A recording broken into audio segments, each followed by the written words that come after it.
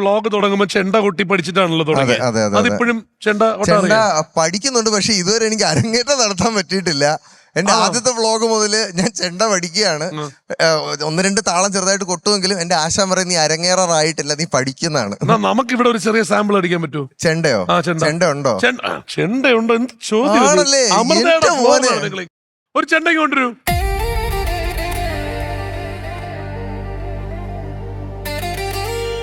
എനിക്ക് അറിയാന്നുള്ള ഒന്ന് ഗണപതികയാണ് തുടക്കത്തിൽ വായിക്കുന്നത്. ഇത് വായിച്ചിട്ടാണ് എല്ലാ മേളവും തുടങ്ങുന്നത്. ചെണ്ടയല്ല out of tune.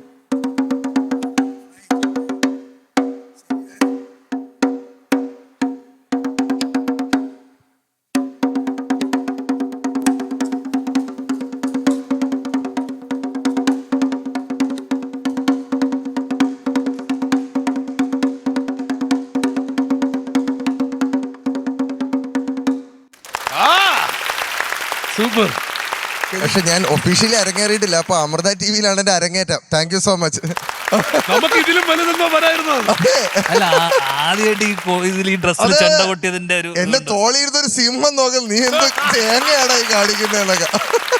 Karthik Surya, very well deserved award. Thank you പറഞ്ഞേ മതിയാവുള്ളൂ. പ്ലീസ് കണ്ടിന്യൂ മേക്കിംഗ് ആ രീതിയിൽ തന്നെ ആ ക്വാളിറ്റി വ്ളോഗ്സ് അങ്ങനെ തന്നെ മുന്നോട്ട് പോട്ടെ. അതെ, thank you so much Mithun bro.